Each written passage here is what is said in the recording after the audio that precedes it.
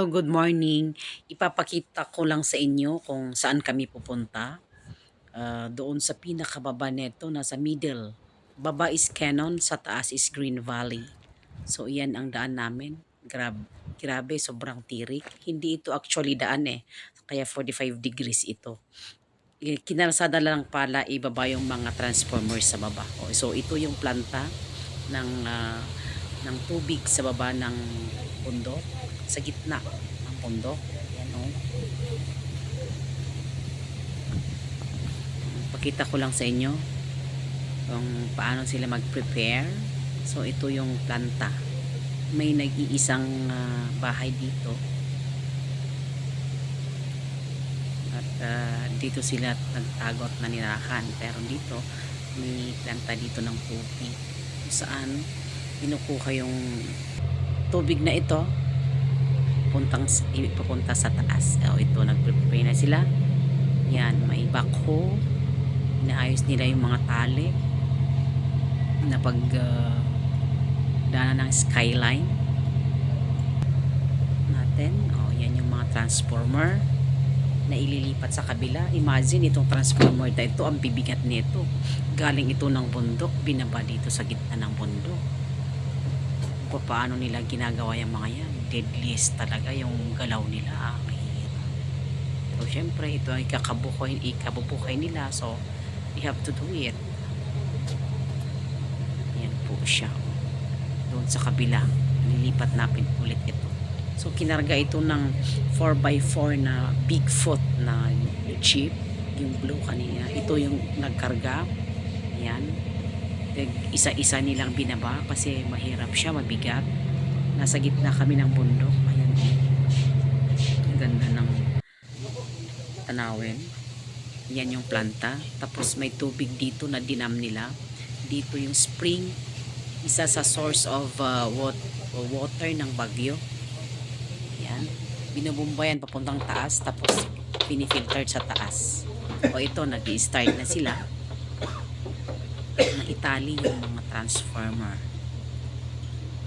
Kung sa actual nakakatakot talaga, grabe. Pero syempre yung mga tao dito is parang ay grabe, saludo ako sa kanila. Ayan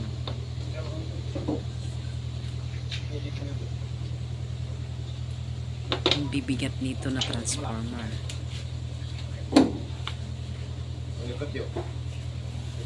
Tsaka kailangan dahan-dahan ang pag-transport natin dito.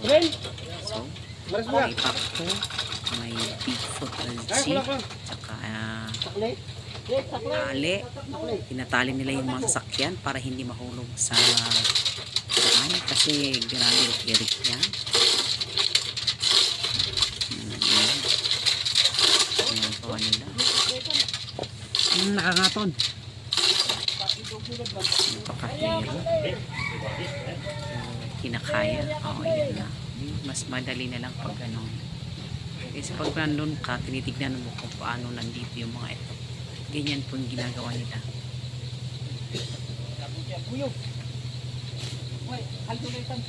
Kaya pag first time mo na nakita ito, talagang ninervyusin ka pag nandun ka. Malinis po yung tubig dito from the spring. Kasi walang bahay sa taas, protected by the DNR.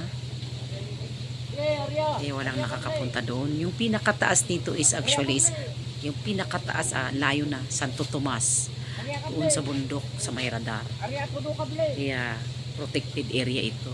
Awana nag-stop dyan tinga. Kasi dito syempre kailangan malinis yung tubig sa baba. Masapol guyo ng Jabangir.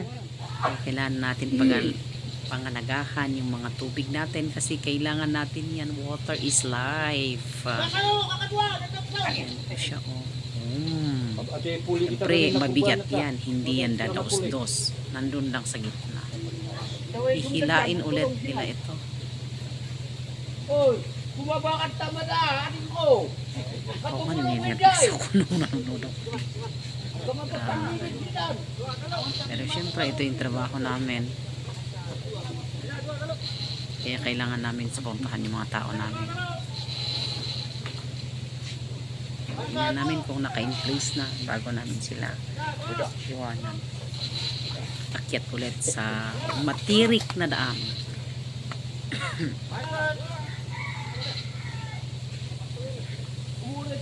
Saludo tayo sa mga taong mga ganito.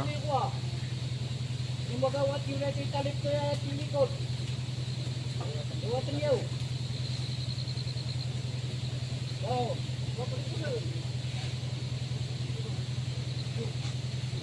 Ang hirap.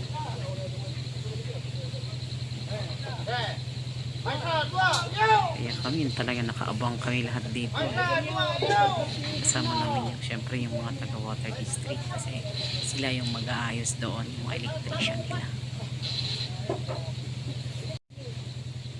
1, 2, 3 talagang counting. So tatlo yung nilipat namin dito ng malalaking transformer.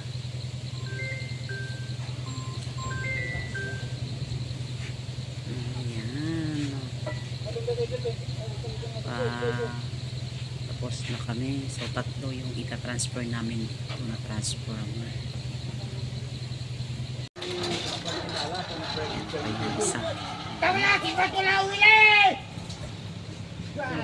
Quiz po kayo pa pag may nagsasabi dito. Nakiptutak pa eh.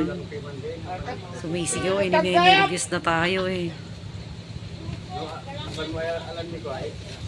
Tatlo ang nilipat namin dito. So galing dito sa Green Valley, binaba dito sa gitna kasi nasa gitna kami ng bundok. Ay baba nito is Cannon Road. Hello. Good afternoon. Ito yung daan namin na bumaba kami na grabe. Ang tirik. Tapos hindi ito kalsada talaga.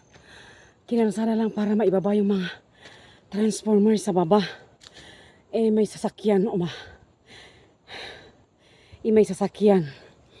Sumakay kami. Hindi ko na kaya, bumaba na ako.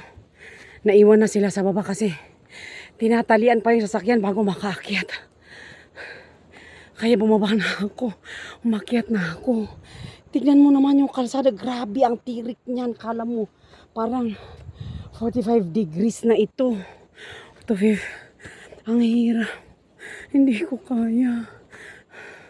Kaya ito naglakad na lang ako. Naiwan sila sa baba. Inaayos yung sasakyan.